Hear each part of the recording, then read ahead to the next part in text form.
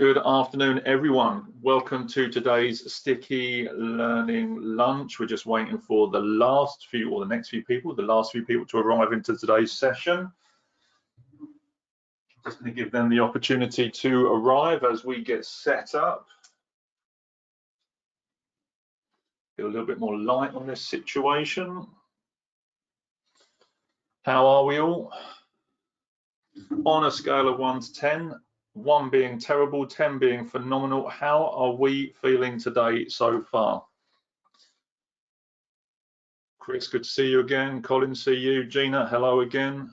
Joanna, thank you very much for being here. Tim, 10s, 9s. Howard, new face. How are you, sir?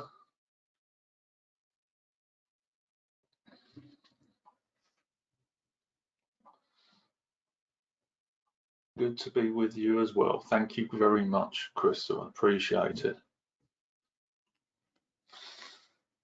Benjamin, good to see you. Kira, wonderful to see you again as well. Thank you very much for being here.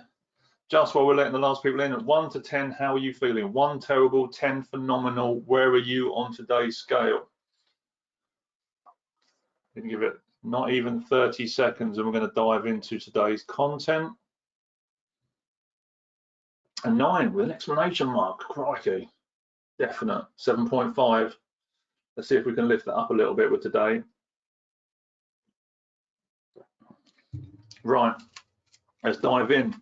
Drink, as you see, herbal teas. Make sure you've got a drink, you're set up. You can stay hydrated through this conversation.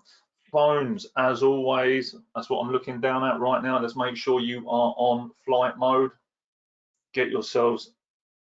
Get the distractions zeroed out and give yourself full attention to you, your personal development, and where you are going with your skills, with your work, and with your thinking. Fresh notepad, clean page, at the top of the page, keepers. That's what you want to write, is keepers at the top there. These are the things you want to remember, the things that you want to keep hold of, the things that you want to read, and when you go back into it, it brings up the new thinking, it creates new ideas and evokes the imagination to keep that learning embedded, to make sure you're consistently building that behavioral change that's going to help you be even better than you were yesterday. Let's dive in. Welcome to today's Sticky Learning Lunch with me, Nathan Simmonds, Senior Leadership Coach and Trainer for MBM, Making Business Matter, the home of sticky learning. And we are the leadership development and soft skills provider to the grocery and manufacturing industry. These Sticky Learning Lunches are all about helping you be the best version of you right now in this current situation. Maybe you're working from home, and helping you to return back to work as well. Colin on the ball, helping me to remember get on my full screen, because that's the thing I always forget, because I just get carried away and power into this information. Today is part 2 of online power. It's about online presentations. It's about creating engagement and being more engaging when you're delivering conversations over Zoom or via web conference. And today is all about the power. So yesterday we talked about online. Today we're talking about the power behind that. How engaging, thinking about the content that you're delivering and the conversations that you're having with your people, how would you rate the level of engagement that you create? Again, 1, not so great, 10, on point, everyone's with me all of the time, all the actions are clear, everyone goes away and does what they need to do. Got a 5 in there, nice. I love the honesty. 5, 6, 6. What else? Any more numbers? Let's see who else we got. 1 terrible, 10 phenomenal. How would you rate the level of engagement that you create with your people? A lot of 5s. I've got some people, we're all feeling right in the middle about this. 6, good engagement, but it would be better if I had a camera. Absolutely. I don't talk too much about tech here, but making sure that it's high definition, 720, or over 1,000, ideal. What's one thing that you could all do right now that would help you to improve that engagement? Whether it's from yesterday's content or something else you've seen me do or someone else do, what's one thing that you could do that would help you to improve that engagement with your teams and inside your conversations? Let's see that in the questions box as well. Let's see what good ideas we can share amongst ourselves to give that peer-to-peer coaching and development right now. Continually ask for feedback, great one. Do it at the relevant points. Convey enthusiasm and passion, absolutely. We're going to talk a little bit about that today, Howard, thank you. Check out eye level for camera, if I have one. Yes, when you get one, just make sure it's there and you're looking into that person's eyes when they're looking at you. I read you're supposed to amplify yourself by 20%, but not sure this right. Are we talking about sound and projection? If that's the case, one of the key things is making sure that actually you're standing up, that you're opening your chest cavity up and you're able to put a little bit of air behind what you're doing and then start to kind of get a bit of oomph. Testing and experimentation is huge. Why? Because if I use the equipment that I've got here and I don't understand how I sound here or how I sound over here when I'm using the same volume, how does that change? And how do people engage with me? Jane, thank you very much, appreciated. Jane says, love how you use questions to engage and keep engaged. This is the whole point. It's got to be a two-way dialogue. Yes, there's going to be moments in this 20 minutes when I'm going to fire information at you. I also want you to know that you're holding that information. And by me asking questions to you, it's helping me to make sure that you're on track. It's helping me to make sure that you are paying attention because I cannot see you in the nicest possible way. What I can see is if you're looking at different windows and browsers. So if you're currently looking at a different window or what you're seeing the video of me, I can see if that isn't the topmost layer, which means then you're looking maybe at your email or you're looking at another web page whilst this is going on in the background. So this I can see. So I use these statistics afterwards to see how engaged you are with this and with me. And the engagement scores on average with the GoToWebinar is about 52%. When I work with individuals and work in this space, it ranges from anywhere between 62 and 81% engagement, depending on the content I'm delivering and how I'm talking to people.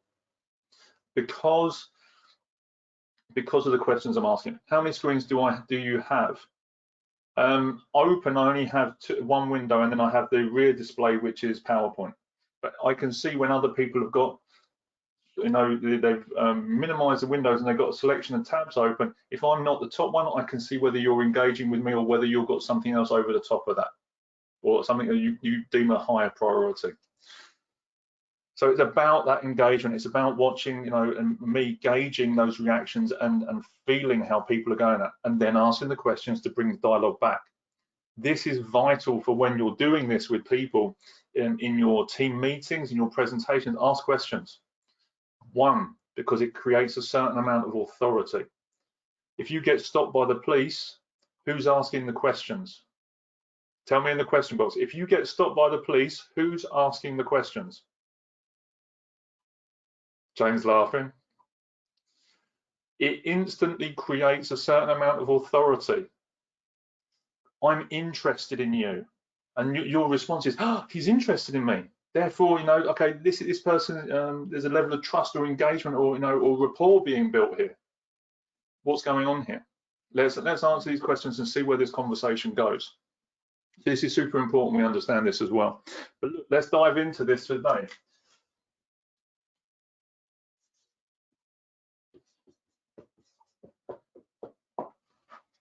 Today is all about power. We've got about 12 minutes to power through this. Policemen are usually asking sarcastic questions. Yes, they tend to do that because they feel they can get away with it. We're not starting with the P today. I'll come back to that in just a minute. We're going to do that at the end. The first one is what is over your shoulder. When you are delivering content, it is vital you understand what is behind you. Give you a prime example. So if you look at the interview series that we've done on the Making Business Matter YouTube channel, we recently started doing some interviews and podcast style conversations. Initially, you'll see the first one, and this comes into the W, of me and what the background is in my home office. What you can see though, along with how I've changed the background here, what I've done is I've changed the wall the whiteboard is on. I've also changed where the desk is, so you can see, you get a different view of what's behind me. So rather than me being at a peculiar angle because of the lighting that which you covered yesterday, I've now shifted it so the lighting is fairly neutral, but the background is much more professional, much cleaner, much tidier, and you can see a very different scenario, different scenery in that. So be thinking about what's going on behind you, because even though someone's looking at you, they're also looking at what's behind you, whether there's mess, whether there's distraction, and everyone remembers that situation where the man was being interviewed in Korea when his son turned up halfway through the interview. It's just being aware of what's behind you and how you're creating that space. So have a think about that first, before you dive on that, because you want to zero out as much of the distraction. If people are judging your home decor, you want them to be focusing on you as an individual. Just come in here. When you see people working in messy offices too, it does not seem professional. Agreed. Hence the reason why you only see this part of the wall and not my creative space, as I like to call it, which is underneath the desk on here. There's quite a lot going on. But you want to make sure they see certain elements. It creates an atmosphere, an ambiance that goes with what you do when you're doing it. Super important. So check what's behind you first of all. The W is for wardrobe. We covered this a little bit in some of the first sessions, the first sticky learnings we did, crikey, 6 weeks ago, 7 weeks ago maybe. What are you wearing into your sessions? What message are you conveying through your outfit? Every session I do, predominantly in my wardrobe, I don't have any other coloured shirts other than my short sleeve ones for summer. I wear a crisp white shirt 99% of the time. Normally, unless it's the end of the week, and it tends to be a t-shirt with a jumper maybe. But again, thinking about what are you displaying, what are you creating, and what are you telling the world? The phrase that's often used is dress for the job that you want to do. For me, when we're doing the presentation piece, it's dress for the message that you want to deliver in accordance with the people that you want to hear it. It's very easy to overdress for certain organizations. It's very easy to underdress if you get it wrong. Think about who you're delivering that message to. Think about the content of that message and how you want it to be received and how you're going to dress to convey that in the strongest possible way. So think about your working from home wardrobe and when you're going to wear that so that you can actually convey that and deliver the message in the best possible way.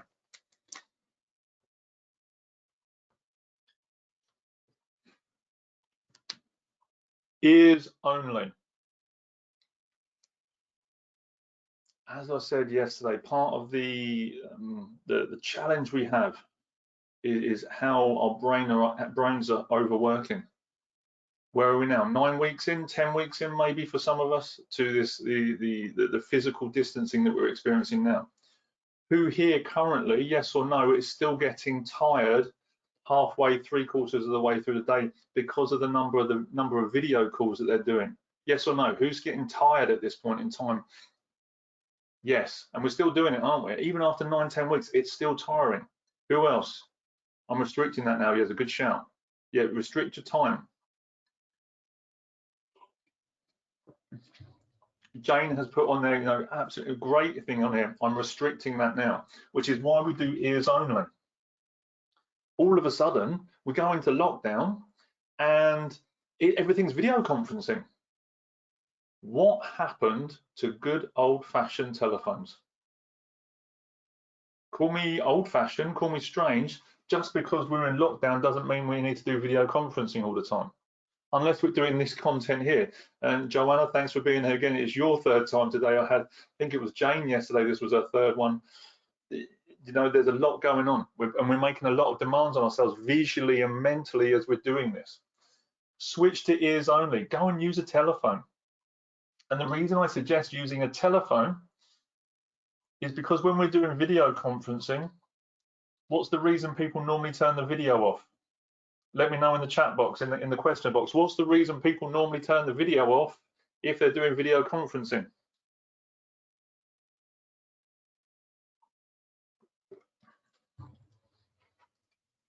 You're halfway through the video conference, someone turns the video off, not my hair day, tired or distracted, not dressed properly, they don't want to be seen, don't want to see that. Yes, exactly this. The stuff going on, multitasking. They're either multitasking, they don't want to be seen, they're being distracted, they've just thought about something else. The challenge is if we're using Zoom or whatever go-to-meeting and we go ears only, people are either going to think we're doing something, or there's part of our brain that says, oh, they can't see what I'm doing, I'm going to go and do something else. So we switch the distraction on for ourselves mentally. So it's important we understand, when we want to go ears only, just dive on a phone call. Stick your earbuds in, you've got it on the phone, and psychologically you're already shifting yourself into that position just to make a phone call and do what you do when you're doing a phone call, which is fully pay attention with just your ears and zeroing out. And I think it's around 66% of your brain is proportion to the visual stuff that we're doing. Not completely, it's a mix of different things between motor functions and hearing and all those sorts of things, but it's blended in with the visual functions of the brain. If we zero that out, we can focus on the ears only. Our brain will fill the blank in. So take the time and take the pressure off your brain. The R in power is reality. Multiple people have said, and we've known this for a while already in what we're doing now. There is no going back. There is no returning back to normal in floating speech marks, is there? I think my prediction, a lot of businesses will potentially fail if they think they're going back to normal. They will say that the crisis is over, home working is finished, everyone back to the office. And that's one of the first catastrophic mistakes that some businesses will make, as engagement crashes through the floor and disappears through the bottom of the basement. And then you wonder why people are leaving, because they haven't got the right structures in place to support them doing the best work they possibly can.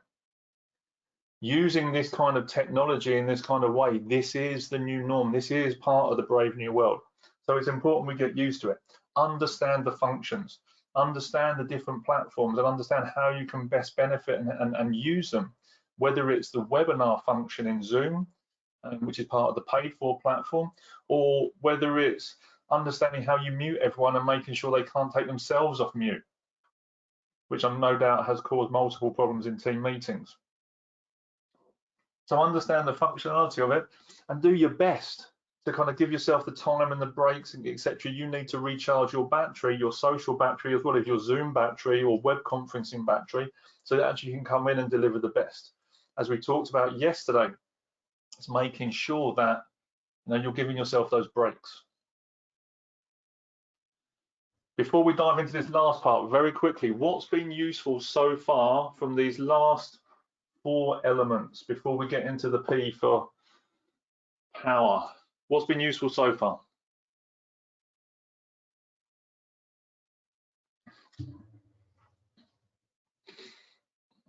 I will take the phone, yeah, make that call. Just do, yeah, absolutely. Just get on the telephone. Ears only, it doesn't have to be video. Yeah, correct. This is normal now, exactly. Definitely ask some more questions to avoid the tumbleweed, absolutely. Remember, I can still pick up the phone, yes. See, for some reason, it's like we forgot the telephone. It's strange how the brain, the human brain has latched onto this modality because everybody's doing, oh, this is what we need to get into.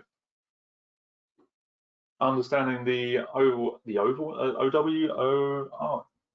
over shoulder and wardrobe. Good, thank you. My brain went to overwhelm for something. Understanding the overwhelm concept, said OW. Right, we talked about this briefly yesterday. I said there might be some strong language when we get to this part today.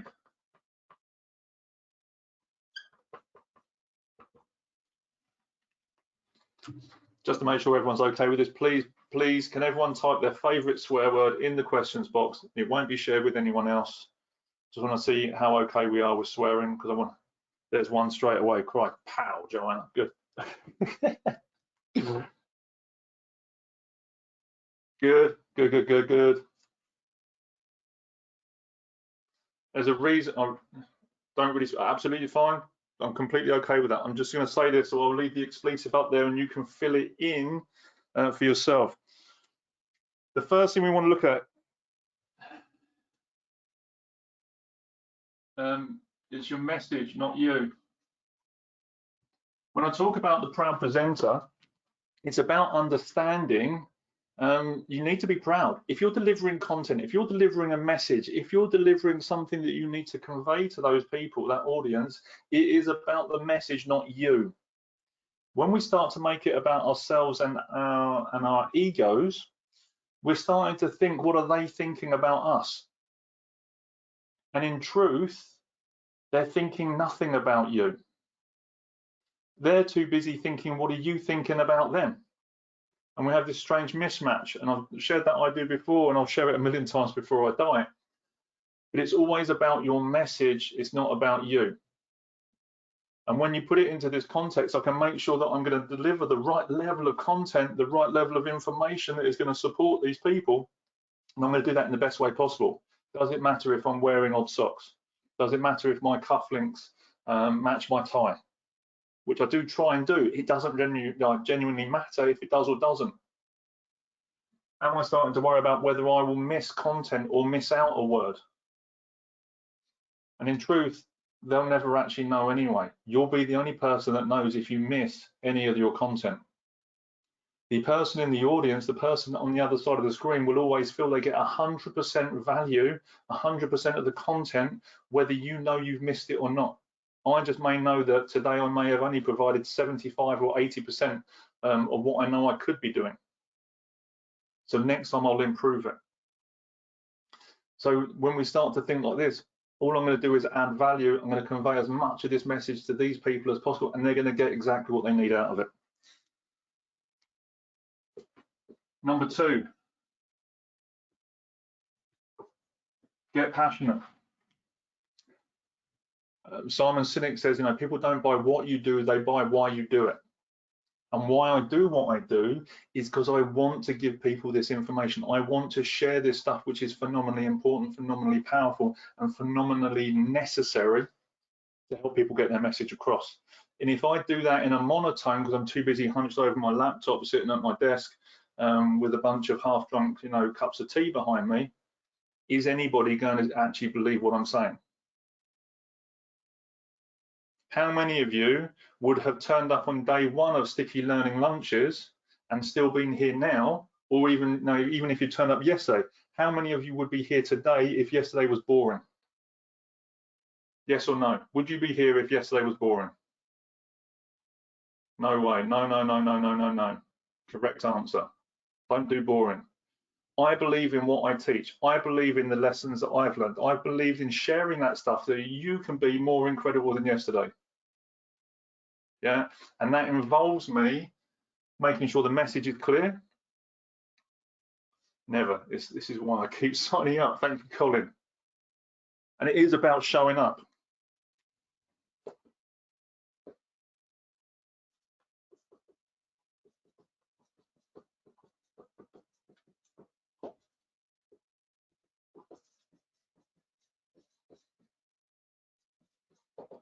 What do I mean by this? If you can see this, I'm going to turn it around. There is an expletive in there for those that aren't comfortable or prefer not to swear. Return the F's and S's you've been giving. Why? So I learned this recently, and I understand this, it's from another coaching teacher that I've been working with or learning from, is we worry about this whole thing of I'm thinking, what are you thinking about me? And in truth, they don't care. And that's the politest way I can put it. And it's understanding that we have to get out of our own way. We have to be honest about what we enjoy doing. Be honest about our vulnerabilities, our past, and why we've got to why we're here, so that people will listen to you. And it's Mental Health Awareness Week. So when we talk about vulnerabilities, I share that honesty with people so they can be honest with me back. And I do that with passion, with integrity, to help them come to me and to engage with that conversation.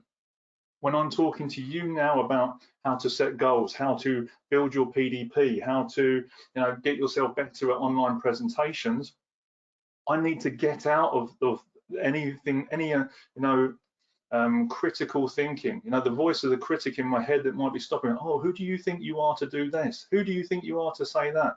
Oh, they won't believe you anyway. Thanks very much. Shut up. Step to the side, coming through.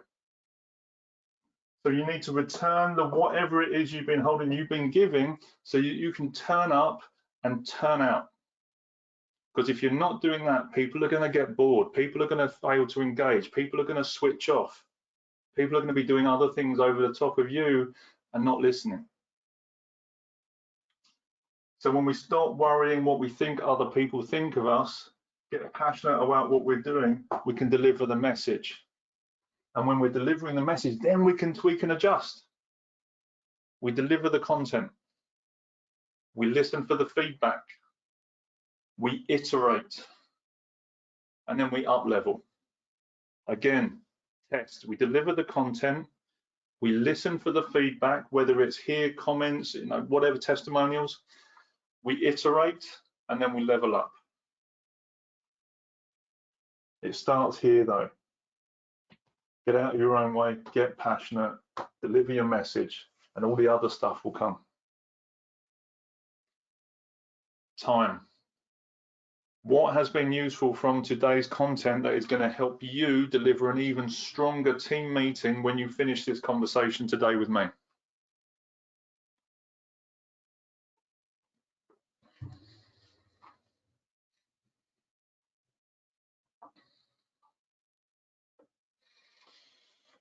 Be more incredible than yesterday. Yes, Karen, that is my language. It's the words, some of the first words that come out of my mouth every single day.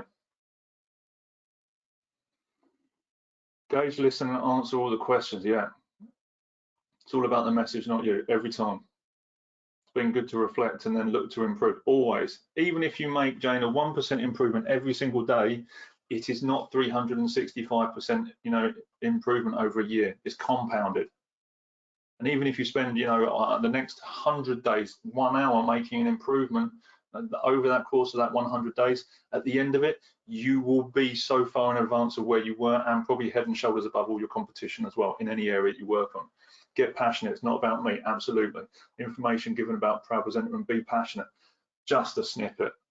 And from the experience side of things, I get this. I haven't been for a while. I'm a lapsed member of Toastmasters. But it's just getting out of that own way and being in a safe environment so you can deliver content and share ideas and be vulnerable and just get used to talking about this stuff. Engagement, absolutely. Hope this has been useful. On a scale of 1 to 10, 1 terrible, 10 brilliant, how useful has today and yesterday's training been for you? 9.99, 999, good. Thank you, thank you, thank you. 10, superb, thank you very much, really appreciate it. Announcements, brief announcement. Oh, there's could do questions. I'm going to shout questions. If you have questions, now is the time to type them. I'm going to do announcements over the top of it while you're typing. I will forgive you if there's any typos because of that. So please, if you've got questions, fire them into me right now in the questions box. Announcements. Firstly, thank you to everybody that has bought a pack of mental health coaching cards. They have been phenomenally successful and there's been super high demand for them.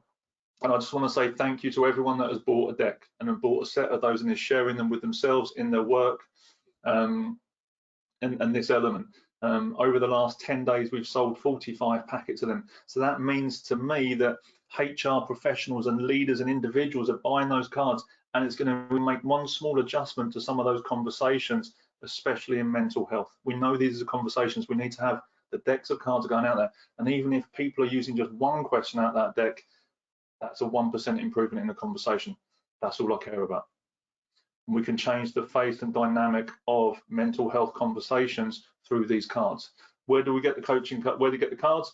There will be a link in the chat box very shortly, as if by magic, for the mental health coaching cards. This is Mental Health Awareness Week. It shouldn't be a week. I get that. It should be every day. It should be a normal conversation, but shoulds never turn into action. So it takes the difference between leaders buying those cards and HR professionals getting involved and teaching those questions to more people to make the conversations a reality. Thank you very much for that. If you have not signed up for tomorrow's session, which is all about embedding behavioral change and making sure that learning is sticking, which is what we do at Sticky Learning at MBM, the link is also in the chat box for tomorrow's session. If you have not registered, get registered, and then we'll have some more conversations about some of the stuff that goes on in my brain and some of the stuff that goes on at MBM, making business matter, and sharing that with you. Can you briefly go over, so I've got a question coming, can you briefly go over the return the expletive again? Absolutely. Remembering that it's about your message, it's not about you. It's about the impact that you're going to create, not about what you're wearing. It is about the actions that those people will take as a result of you sharing that message, not whether you think you're going to miss your content. We then need to get passionate. We then need to switch the emotions on, because people buy emotions. You know, they say that, you know, when you're going for a job interview or selling a product, people buy results. They buy a service. No, they don't. They don't. You know, I'm a leadership and career coach, and you can go to a million career and leadership coaches out there. Why you come to me is because of how I make you feel, because of the way that I ask the questions, because of the way it helps you to move. You could go to Bob, Jane, whoever. You will come to me because of the emotions. So when I get passionate about what I'm doing when I'm with an individual, people buy the experience. This part here is kind of the foundation, the bedrock of it, is returning the whatever you've been giving, sorry. So, you know, how much ego am I letting overrun my system? Oh, well, I did that, you know, last year. They won't want to listen to me. Oh, I failed at this. Oh, my wife left me, or I've ruined my business, or I got disciplined because I said the wrong thing at the wrong time in my earlier leadership days, or was fired from a job for whatever, turning up late once because of whatever. I can't do that because of this. So you start to stick these labels on yourself about what you think other people will think of you.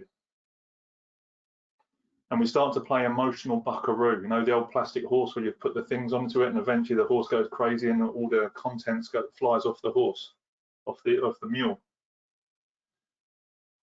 But what we need to understand, even from a leadership and a personal development point of view and a presentation point of view, is, you know, labels are Velcro, not super glued.